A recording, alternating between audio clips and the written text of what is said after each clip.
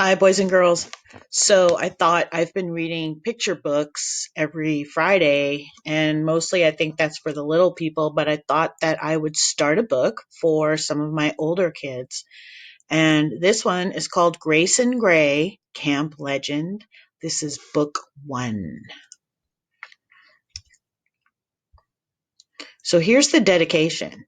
This novel is dedicated to all the grown-up boys and girls who dare to fight those who wish to harm innocent people, both home and abroad. Thank you for doing what is right, even when it's hard. And acknowledgments. This delicious book, which you are about to devour, was actually produced by hundreds of people.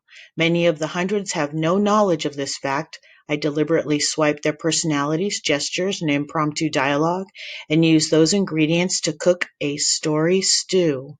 Much of the meat of this story comes from my experiences at a camp very similar to Morris All Sports Camp, and sweet memories of my time there are peppered throughout. Also, I could not go without thanking my mother, who stirred this stew over and over in a long editing marinade that ultimately made this novel digestible.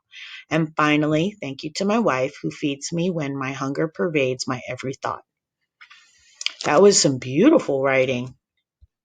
Ooh, prologue. Wednesday night. Brandon's weary body hit the sofa like a sack of concrete, and its springs groaned as a comfortable crater formed around his backside. Camp counselors filled the lobby of Bickford Hall, some rubbing red, swollen feet, while others sprawled on the floor, their arms shielding tired pupils from heavy fluorescent lights. A veteran counselor, CJ, sighed wearily, massaging his own neck. I don't know what went wrong during these kids' childhoods, but someone must have dropped them on their heads or something. All but one of the counselors grunted in agreement. Well, at least your group's not as bad as Brandon's, a counselor named Tristan declared. His group reminds me of a circus. They look like a freak show and act like animals. Hey! Brandon pulled himself up to the edge of his seat and glared at Tristan. The laughter melted to silence.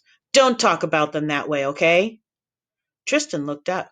Yeah, okay. Sorry, dude. I was just joking. I actually do admire some of them. Like that kid with the red hat? He's something. He sure was, Brandon thought to himself. You keep good track of him at night. That cop car pulled up outside, and I immediately thought it was for him. Everyone laughed, except for Brandon. He knew the kid was already gone. There's a trainer watching the hall, Brandon sighed. He'll be fine. Unless he tries to go out the window, Tristan joked. Good thing it's 3 stories to asphalt. CJ laughed. From what I've seen, I wouldn't put it behind him. Outside the window, a shadow approached, and all eyes converged on the winding sidewalk where a heavy-set figure lumbered through sheets of rain. His bulk rushed up to the front door, rain cascading off him like a waterfall. A sudden crack of lightning flashed his portly silhouette against the wall and filled the doorway just as thunder shook the glass doors. Squinting his eyes as they adjusted to the bright blue lobby, the man shook the remaining water from his poncho. Woo-wee! This storm's packing a punch. Just doesn't stop. The head counselor hung his poncho on a peg and wiped the rain from his buzzed head. What if our kids are scared and want their mommies, Mac? Tristan asked. Mac smiled and tucked his shirt into his shorts. Well, we don't want anything like that happen to Dan in '08. A few laughed as Mac took his seat in front of the 20 male counselors. Tristan cocked his head. Why? What happened? Everyone hushed and turned toward Mac. He dropped his bulk into his favorite recliner and took his time. A flash of lightning illuminated the hall as a young boy crept toward them, like a drugged zombie, ignoring his presence. His blue-striped pajamas hung loosely around his youthful frame. Rain hammered the roof, creating multiple rivulets down the glass doors as the boy's labored breathing competed against the pounding rain. He stopped in the center of the room, head low, mouth agape, eyes closed as he rocked back and forth. Hey, buddy, you okay? Mac asked.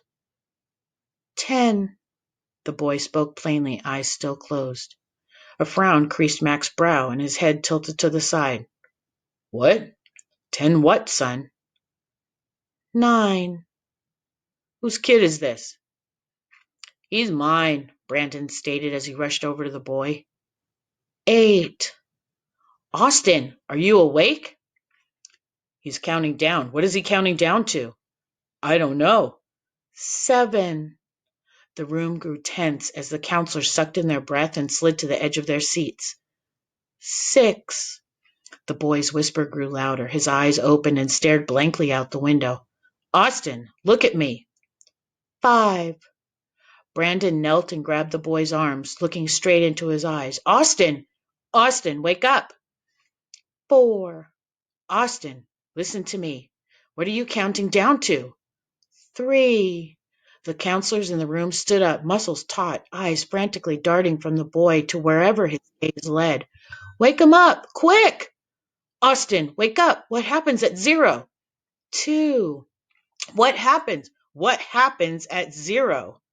Austin snapped awake and turned toward Brandon with a desperation and fear he had never seen before. The boy's dry lips formed the last word, hesitated, then spoke. 1. And that's all I'm going to read today, boys and girls. Come back next week for chapter 1.